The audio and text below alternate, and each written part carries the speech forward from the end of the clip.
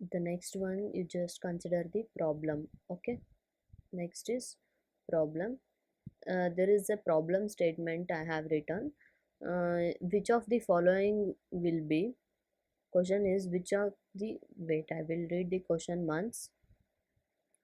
Which of the following will have the most negative electron gain enthalpy and which the least negative? Okay, explain your answer. You know what do you mean by electronegative electron gain enthalpy? Correct. Electron gain enthalpy means to convert it into a negative ion, electron is added to the gaseous atom, that is called electron gain enthalpy. Okay, so as we know that the electron gain enthalpy, okay, so for I will give the solution for this. So as there is the electron gain enthalpy generally becomes more negative across a period. When you are moving from left to right, it is more negative. Okay, so within a group electron gain enthalpy becomes less negative down a group. If you are moving down a group, it will be less negative. Okay, however, adding an electron to the 2p orbital leads to greater repulsion than adding an electron to the higher 3p orbital. Yes, the first consider this as the nucleus, and you are considering this as a 2p and this as a 3p. Okay, so the adding of an electron to the 2p orbital leads to greater repulsion than adding an electron to the larger 3p orbital. If you are adding electron to the 2p orbital, if there are many electrons, there is a repulsion takes place. Okay, hence the element with the most negative electron gain enthalpy is chlorine. Okay, in the given, what they have given about sulfur, phosphorus. Okay, then this is chlorine and fluorine. In that it is the chlorine. Okay, and the one with the least electronegative gain enthalpy is phosphorus. Okay, so according to this is the explanation for the solution. Next, can we move on to the chemical properties? Now physical properties over. In that you have studied atomic radius, ionic radius, ionization enthalpy, electron gain enthalpy, and electronegativity. Now consider the chemical properties, periodicity of valence or oxidation status. Okay, the valence is the most characteristic property of the elements and can be understood in terms of their electronic configuration. Okay, now we have understood that electronic configuration is very important. Okay, the valence means whatever the outermost whatever the electrons are present, that is called valence. Okay, so the oxidation, I will explain you about oxidation state. Okay, so the valence of representative elements is usually equal to the number of electrons in the outermost orbitals. Whatever the number of electrons present in the outermost orbital, it is equal to the, so the valence of representative elements is usually, it is, okay, equal to the number of electrons in the outermost orbital. And we have to concentrate on that. In this, the chemical properties, the electronic configuration is very important. Nowadays, the term oxidation state is frequently used for valence. We are using oxidation for what? For the valence, we are using oxidation state. Okay. So, for the valence, we are calling valence as oxidation. So, consider the two oxygen containing compound. Example, consider the two oxygen containing compounds OF2 and Na2O. So, as in the order of electronegativity of the three elements involved in, there are three elements involved in this compound, then we can write the order of electronegativity. Okay, order of electronegativity. Okay, can we write the order of electronegativity involved in this compound? F sodium. Okay, so each of the atoms of fluorine with the outer electronic configuration, fluorine electronic outer electronic configuration is 2s square and 2p6, shares one electron with the oxygen. See here, shares one electron with the oxygen molecule, oxygen in the OF2 molecule being highest electronegative element. Okay, which is a very highest electronegative element because it is sharing to the oxygen atom. Fluorine is given, oxidation state of the fluorine here is -1, that is oxidation state. Oxidation state of the fluorine is -1. Like okay, since there are two fluorine atoms in this molecule, oxygen with electronic configuration is 2s square 2p4, which shares the two electrons. Okay, where it shares two electrons will be shared two electrons with fluorine atom, so which shares the two electrons with fluorine atom, and which having the 2+2 oxidation state. By this one you are getting this. Okay, next consider the Na2O. Okay, next is Na2O. What happens in this? Oxygen being more electronegative, negative accepts, okay, which is oxygen is more electronegative.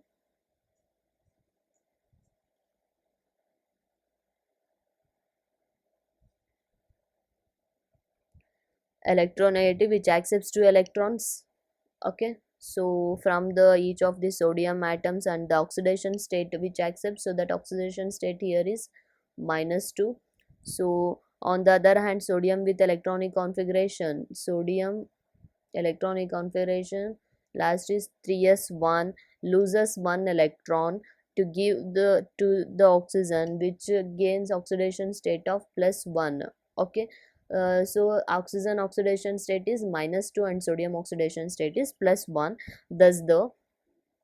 Thus okay, the oxidation state of an element in a particular compound can be defined as the charge acquired by oxidation state can be defined like charge acquired by its atom, okay, on the basis of electronegative consideration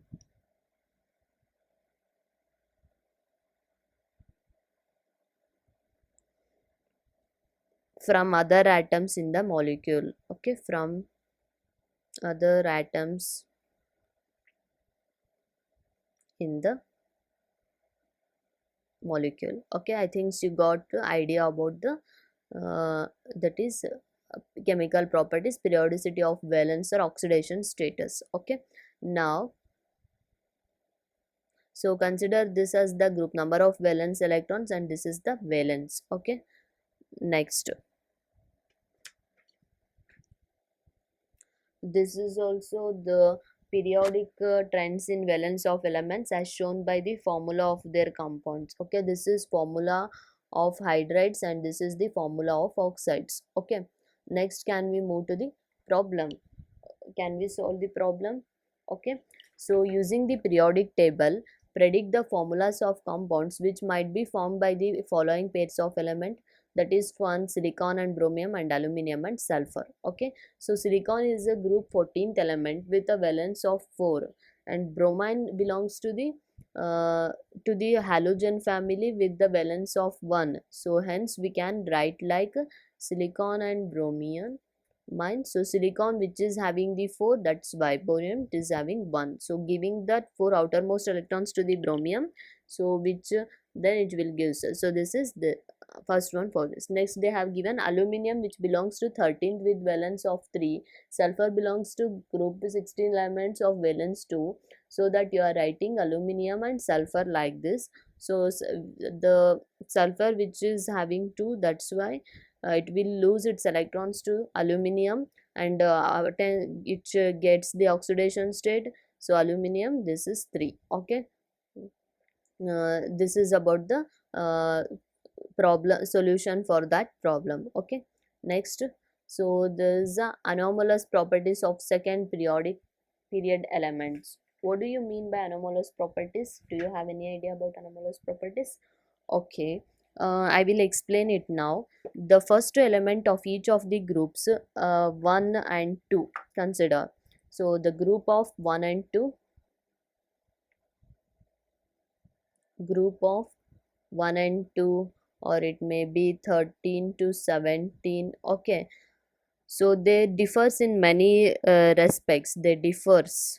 Okay, they differs in many respects from the other members of the respective group. For example, lithium, like unlike other alkali metals, and beryllium, unlike other alkaline earth metals. Okay, they are differ like that. And so from compounds with and but also they will form the compounds with pronounced covalent character. The other members of these groups predominantly form ionic compounds. In fact, behavior of lithium and beryllium is more similar with the second element of the following group. Okay, means magnesium and aluminium respectively. This sort of similarity in commonly referred to as a diagonalic relationship in the periodic properties. Okay, so they differ but also they will form the compound. Okay, so and also their behavior is same. So that is about anomalous properties. Okay, this is the what I want to explain you about anomalous properties of second period elements. Okay, I will show the figure. Okay, so this is what I have to write here. So this is the just for example I will write here, this is the property. Okay, and these are the element. Okay, so this is the metallic radius, consider this as a metallic radius. Okay, so where this is a lithium, beryllium and boron. Okay, and like there is a sodium, magnesium and aluminum. Okay, so they are the lithium having 152, it is beryllium having 111, and this is having 88. Okay, like sodium which is having 186, magnesium 160, aluminum 143. Okay, so the next is about ionic radius. Okay, so in the ionic radius what happens, this is the lithium, this is the beryllium. Okay, so this is the sodium and this is magnesium. For lithium which is having 76, beryllium which is having 31, sodium having 102 and the magnesium having 72. So like this is the properties and these are the elements. Okay, so they are differ but also they are forming the compound. This is the what I have want to explain. What are the reason for different chemical behavior of the first member of a group of elements in the S and P block compared to that of the subsequent members in the same group. Okay, so that is the question I think you are having in your mind. The anomalous properties behavior is attributed to their smaller size. Anomalous properties,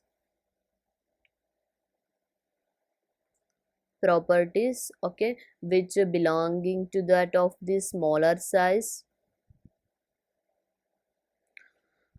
Then the which is belong to their smaller size, then large charge or ratio.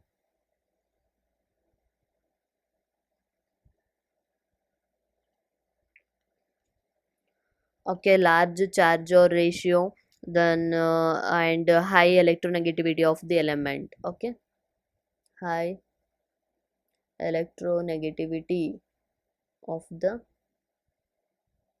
element. Okay, so these are the anomalous properties. And in addition, the first member of the group has only 4 valence orbitals available for bonding. Okay, whereas the second member of groups have 9 valence orbitals.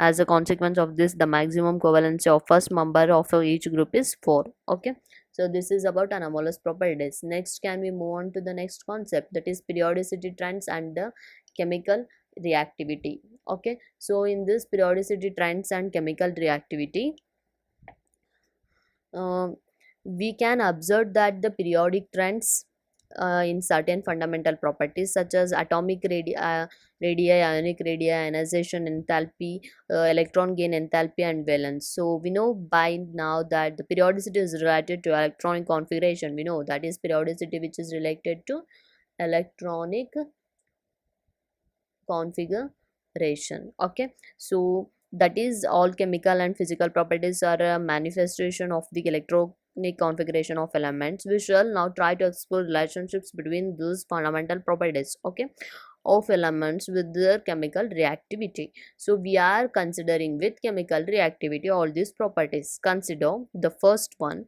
the atomic radii. Okay, the atomic radii. As we know, generally it is decreases from left to right. What happens? Decreases from left to right, and in a period, okay, as sequence, the ionization enthalpy generally increases, and electron gain enthalpy becomes more negative. What happens for ionization? This is ion radius. Next is about ionization enthalpy. Generally what happens? Increases. Then third one is electron negativity, electron gain enthalpy.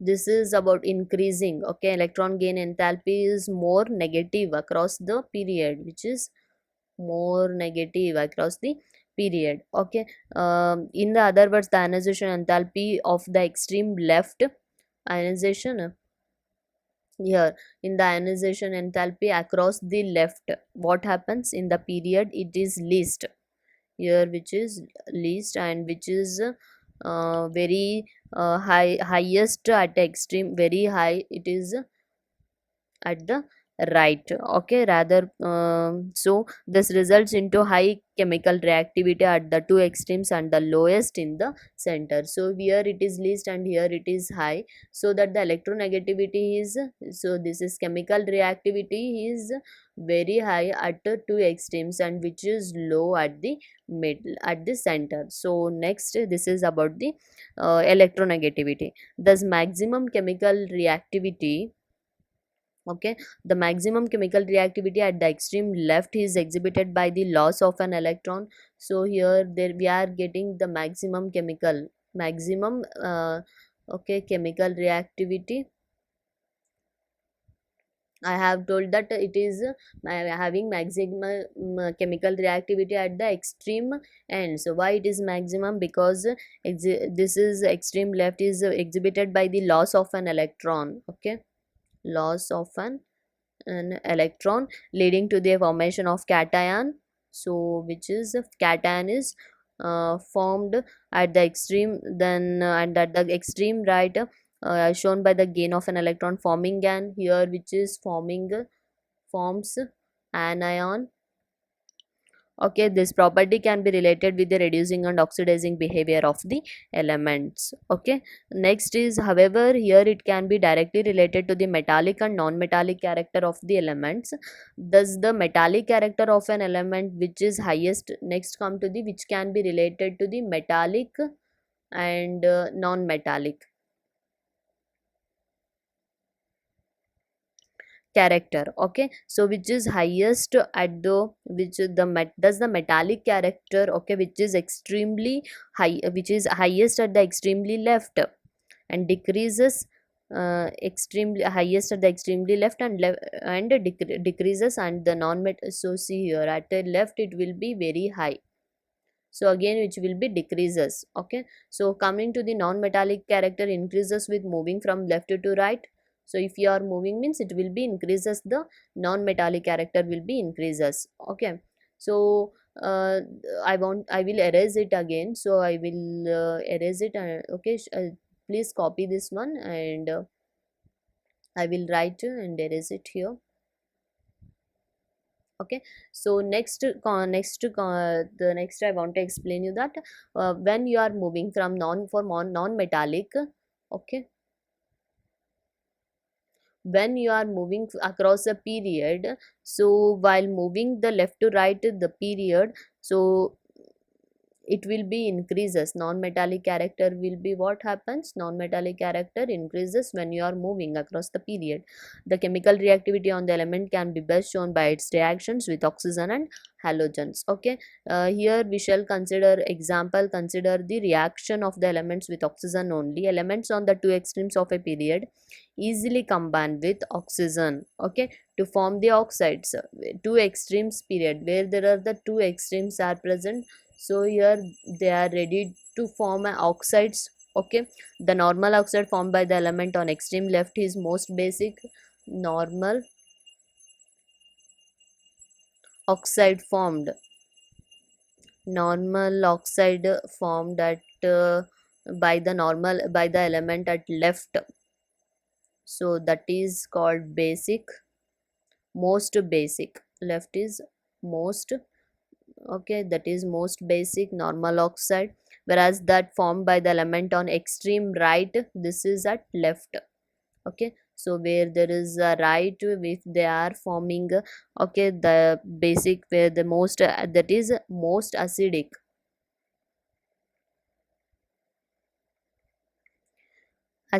okay, then the oxides of element in the center, if there is a center is formed, means that is amphoteric. Okay, amphoteric.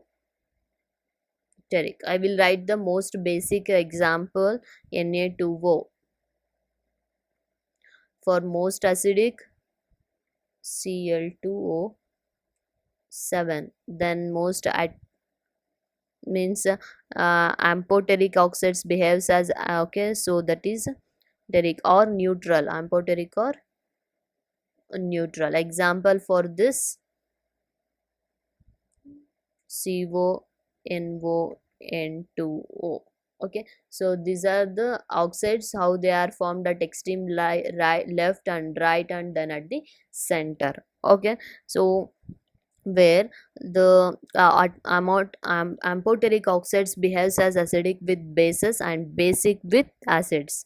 Okay, so whereas the neutral oxides have no acidic or basic properties. Okay, so this is about the periodicity trends and the chemical reactivity. Okay, then can we solve the problem? Hmm? Okay, so I want to explain you the problem. Okay, now you are familiar with what I am explaining you. Okay, now you have learned about physical properties is also over and chemical properties is also over. Okay, I will teach you on two problems. We have to solve the problems. Okay, and based on that, it is now the chapter will be over. Okay. Okay, then I will consider the problem of, this is the ninth problem in your syllabus. So consider that question, all the oxidation state are the oxidation state, okay, and covalency of aluminium in AlCl,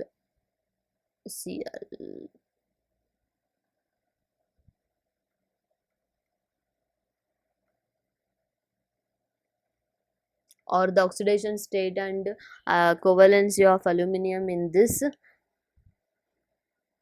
No, the oxidation, okay, state of aluminum is +3 and covalency is 6. Okay, this is the problem and this is the solution. The oxidation state, we know that oxidation state of aluminum is +3 and its covalence is +6. Then consider the last problem. Show by chemical reaction with water